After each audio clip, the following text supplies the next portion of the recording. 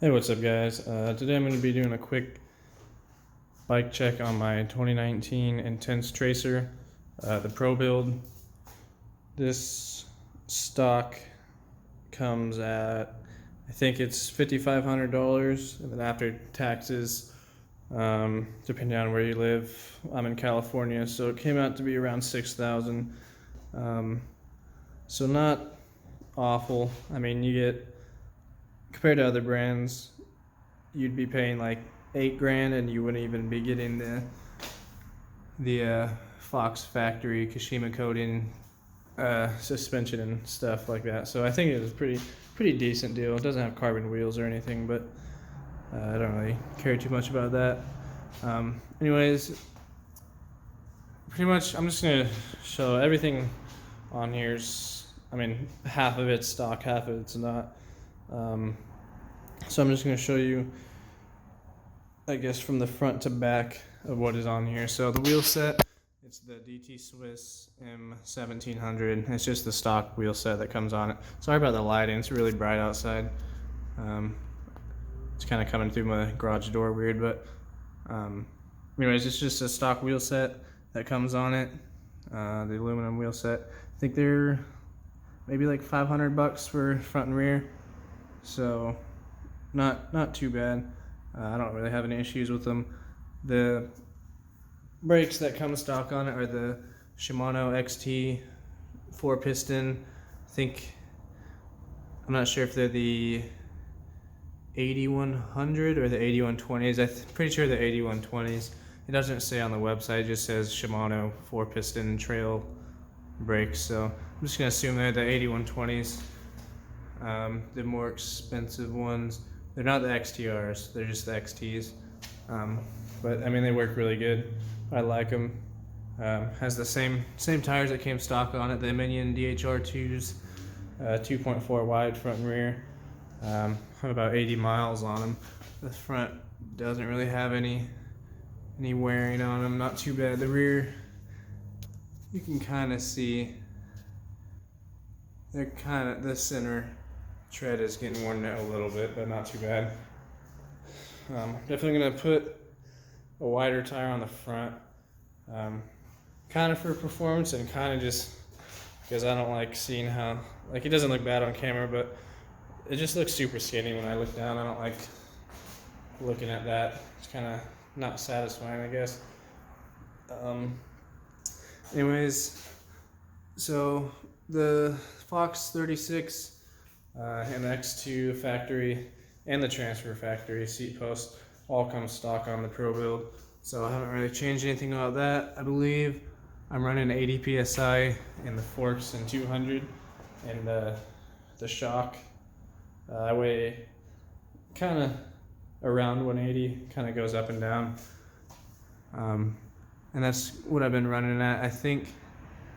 I don't know if that's what they recommend. It might be a little bit over what they recommend, just because I like having a stiffer setup for downhills and whatnot.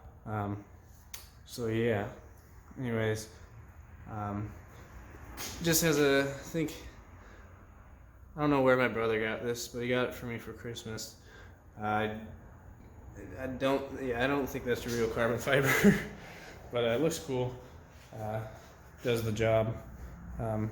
So the upgrades to this that I've done, the grips, the ODI Pro, I forget what they're called. They're Pro something. But they're really nice. Have this extra grip on the top for downhills. Kind of saves your hands a little bit. Has the DD Copperhead 35 millimeter stem, and it's also, I think, 30 millimeter long. So it's a pretty short one. Has the DD Speedway handlebars. They're 810 wide, obviously 35 millimeter wide right there, the fat bars. They're not like the lightest carbon bars out there. The Renthals are definitely lighter, but I mean, they're still super light. And I kind of want to just stick with the deity theme on this bike, so I just ran it. There's a lot of red on this bike, if you can't tell. a lot of red and a lot of gold. So I think it looks pretty good. I had to upgrade the chain. Well, not really upgrade, but I need a new one because I snapped the other one. Because I had this great idea to launch down a 17 stair set to flat and broke my foot and sprained my ankle and snapped the chain. So I had to get a new one of those. So I have the KMC X12, the gold one. Looks pretty good, I think. Really goes well with the Fox Kashima coating. These cranks, they're the Troubadour Descendant, the carbon cranks that came stock on this model. They're 175 millimeter long. I kind of wish they were 170s so I don't hit as many rocks. As you can see, I didn't get the little boots for the crank, so they're getting pretty marked up. But it's whatever. It's what happens when you use a bike, I guess. Same with like chips on the paint and stuff. Anyways, these are the Deity Black Cat. I think, yeah, the Black Cat pedals, the aluminum ones. I know I had the same, the Black Cats before this, but they're the composite ones because that's what they had at the bike shop when I got this bike at first, so I just got whatever. And they weren't awful, but you can definitely tell how much flex is in the pedals, so it kind of hurt my feet on the downhills, so I had to upgrade after one ride and get the aluminum ones, and since then I haven't had any problems. This fabric, I forget what model it is, but this came stock on it as well.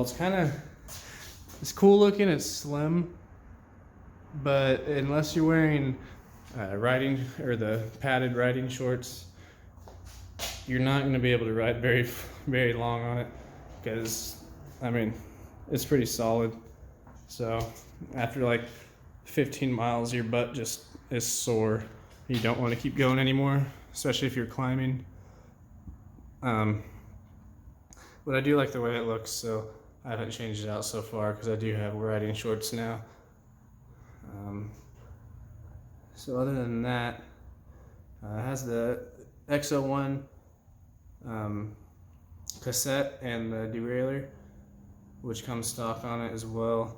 It has the GX shifter, which I don't think there's really much difference between that and the XO1 shifter. I think it's just the XO1 tiny bit lighter, but I mean, it's such a small difference, it really doesn't matter which one you get. But that's what came stock on it, so that's what I'm sticking with. I know in the 2020s, the XL and the large size bikes come with a 175 millimeter seat post, but on the 19s, I think every model bike, no matter what size, came with a 150 for some reason. So I'm running a 150, and obviously if I had a 175, my seat post would probably be like right there, which would be a little bit nicer for downhills with my seats down, but I'm kind of tall, obviously. You can see that seat's pretty high, and that's where I ride it at. So when the seat's down, it doesn't bother me, but I'd rather have more I guess travel in the seat post rather than having it stick out more. So anyways, other than that, I don't really have too many complaints about this, or really any. This isn't really, I guess it's kind of a complaint, but not really. But to take the rear axle out, it's like 3 steps. You have to take this out, which is kind of just like a cover. Actually, I don't know if you actually have to take that out or not. But you have to take this out, which the more you tighten it, the more it spreads out this ring on the outside. So it kind of keeps the axle in there. And then once you take that out, and then you have to unscrew the axle itself, and then you can take it out.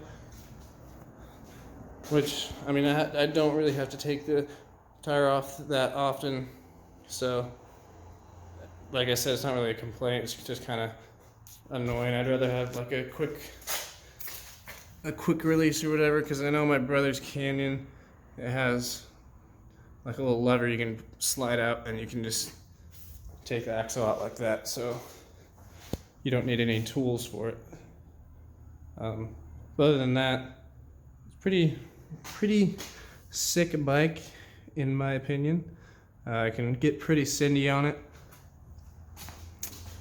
I guess one more complaint is I can't really tighten this bolt right here. I don't know if you can see it. Yeah, that bolt right there without taking the crank out. Cause I can't really fit anything right there. Like my finger barely fits there, and there's no way. Like even if you line up these holes in the chainring, they don't line up, so you can't take that out or tighten it.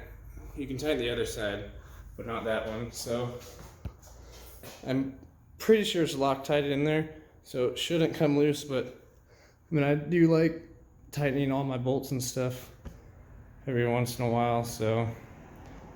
And the only reason I don't take the crank off to do it is I don't have the tool or a long enough wrench or ratchet or whatever to take this out, because it's a pretty tight bolt right there, 54 Newton meters. And I have the right size Allen key for it, but I don't have enough leverage on it to loosen that tight of a bolt, so for now I'm just leaving it. Anyways, that's about it for that. I should probably cut this video because I'm noticing after moving around and talking for a while, my breathing is kind of getting all funky. Like I feel like I'm out of breath, even though I've just been pacing around talking. I don't feel like that when I'm riding the bike, but when I'm just talking, it gets pretty bad. So anyways, I give it a thumbs up. I recommend it. It's pretty sweet. Actually, one thing I did forget to mention, when the seat's all the way up and I'm climbing, even if I'm in the full open mode on the X2, it feels like I'm riding a hardtail. There's barely any movement whatsoever. So I think it's pretty good at climbing. It's just a little bit slack compared to some other enduro bikes. But other than that, I think this bike's pretty sweet. So if you're thinking about it, there are cheaper models of it. I think the cheapest is like $3,500 maybe, with all the either all the NX stuff or the GX stuff. But yeah, great bike. Would definitely recommend it. And yeah, thanks for watching. I'm gonna go ride it now.